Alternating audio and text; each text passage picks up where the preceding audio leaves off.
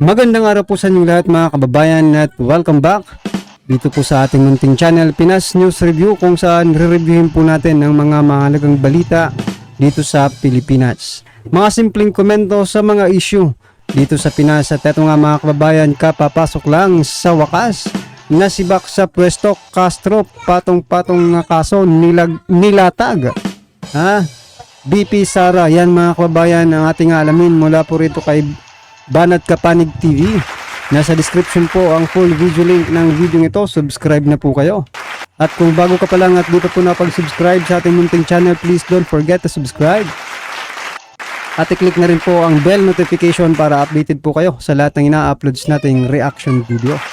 At eto na nga mga kababayan, sama-sama at sabay-sabay po natin pakinggan, panoorin at bigyan ng komento ang video ito. Eto na po. O pag-uusapan natin ngayon, ito po, no? Tinawag po na sinabi po ni Representative Franz Castro sa ating Vice President Sara Duterte, huwag niyang diktahan ng House. At tinawag pang shameless o hindi na marunong mahiya ang ating Vice President. Grabe, no? Huwag niya raw diktahan. Talaga lang, ha? Hindi ka na marunong mahiya. You are shameless. Yan po ang mga tinuran nito ni Franz Castro. Grabe sa ating po. Vice President. Representative Castro, kayo po ang nakikialam sa trabaho ng presidente. Hindi nyo po pakialam, wala po kayong pakialam sa ICC. Ang Vice President po, natural na palalahanan kayo dahil siya administration. Siya po, narito po sa executive pala, bura-bura.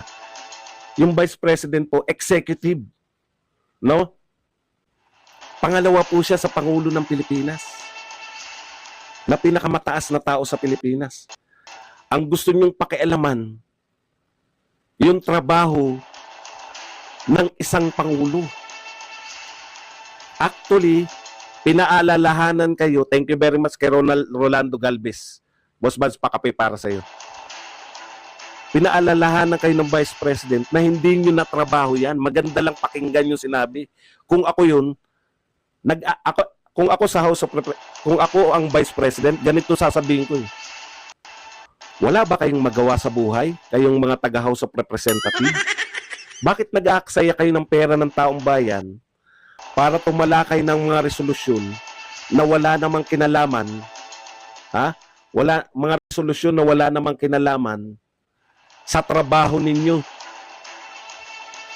Yang ginagawa nyo ang pag-aksaya ng pera ng taong bayan. Buti nga si Sara Duterte. Sumulat lang sa inyo. Kayo. Pag-uusapan ninyo, paglimitingan sa committee level, pag-uusapan sa plenary, napakaraming congressman. Napakaraming dapat na unahin ng Congress. Sino ngayon ang hindi gumagampan ng kanyang trabaho? Habang busy kayo nahanapan kung paano mapapakulong, kung paano pepestehin ang buhay ng mga Duterte. Totoo naman, pamimeste lang yung ginagawa ninyo lahat. Diba? Tatanggalin ng confidential fund, ngayon naman, ICC naman. Wala naman kayong pakialam dyan. Okay lang yung confidential fund, talagang sa inyo yun. Pero yung ICC, hindi nyo concern yun.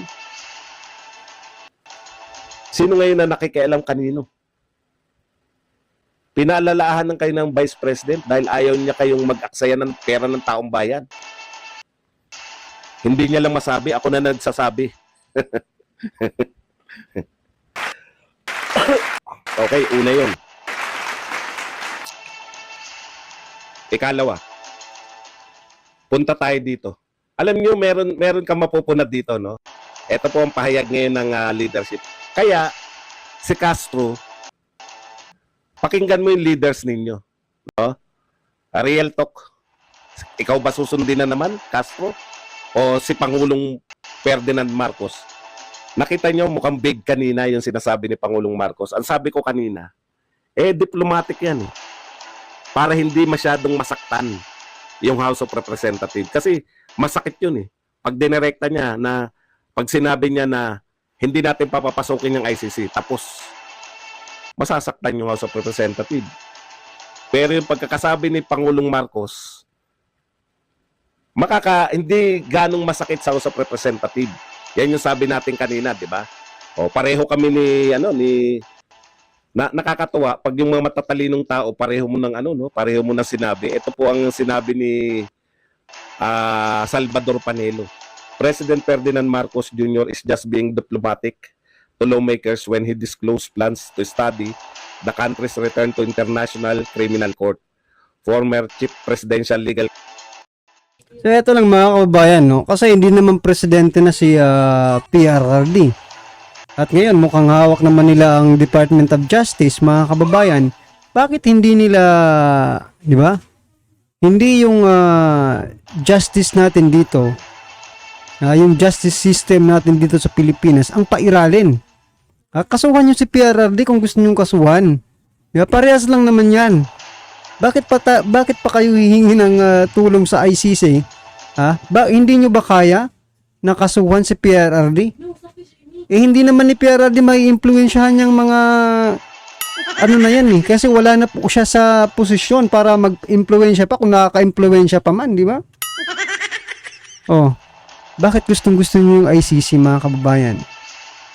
Para ipahiya ang sambayan ng Pilipino na wala na talagang gumaganang batas, hustisya dito sa ating bansa? Di ba? Kasuhan nyo po. Kasuhan nyo si PRRD ng makulong kung may kasalanan. Kung may ginawang kasalanan si PRRD. Diba? O kung wala, tumahimik kayo. Puro kayo ICC ng ICC.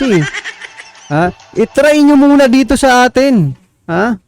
Kasi kung dito pa lang, hindi na po yan nauubra, magiging kahiya-hiya po ang Pilipinas. Lalo na kung mag-ICC pa kayo. Tapos napatunayang wala pala. Walang katuturan yung pinagagawa ninyo.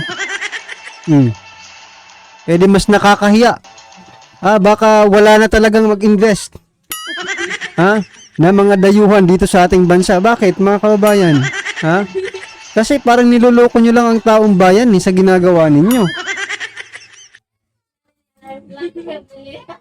Council Salvador Panelo said on Friday. Ito ay 1 hour ago. Nakachamba tayo. Nagiging pareho na kami mag-isip ni Panelo. Natuwa nga ako, sabi ko, natsambahan ko rin to si Panelo. Hindi ko matsambahan si Pangulong Duterte. Di ba? Okay, si Remulla, in fairness, ito po ang sinabi ni Remulla. 2019, nakaalis tayo sa ICC. 4 na taon. 4 na taon na. Ba't bigla tayong babalik? Pwede ba yung babalik tayong bigla dahil may nagpapatalon sa atin? Hindi. Pag-aaralan natin to bilang isang bansa. We are better than that to just jump into the fray because somebody say we should. Di ba? Bagamat ganyan yung tema, alam na natin na hindi natin papapasukin yung ICC kasi hindi tayo babalik Pag-aaralan lang. Diplomatic para hindi mapahiya yung House of Representatives. Naintindihan nyo na ginawa sa inyo, Castro. Para hindi kayo mapahiya. Nililigtas na nga kayo ng Pangulo. Para hindi kayo kahiya-hiya Dahil yung ginawa ni VP Sara, talagang kayo ang tinira, pero ang latay nun kay Pangulong Duterte, kay Pangulong Marcos. Yan yung sinasabi ko sa inyo na husay. Hindi niya binabanatan si PBBM. In fact, pinagtatanggol niya, di ba? Pero ang latay nun kay PBBM. Kasi pag tinuloy niyo yan, ano na lang ako bilang Pangulo, di ba?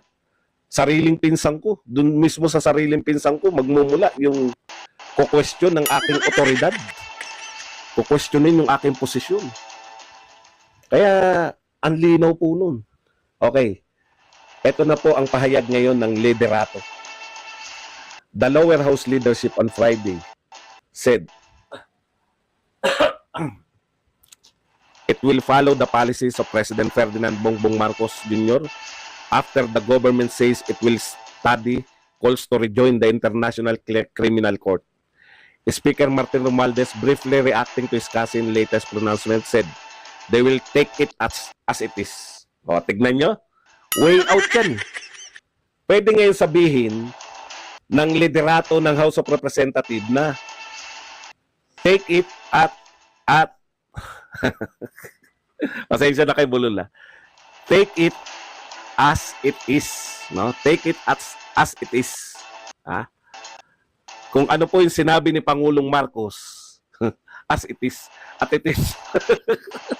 Nakakabulol eh. Take it at it is. At take it as it is. Yan.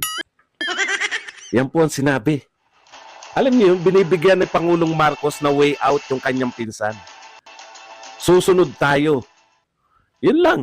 Ang sabi ni Romualdez, kung ano ang sinabi ng Pangulo, susunod tayo. O di, hindi masakit. Hindi niya sinabi na hindi natin papapasokin yung ICC. Hindi niya sinabi na tigil na yan. Pero siyempre naunawaan nila ng mga dilawan yun. Kaya nga umaatake yung mga dilawan.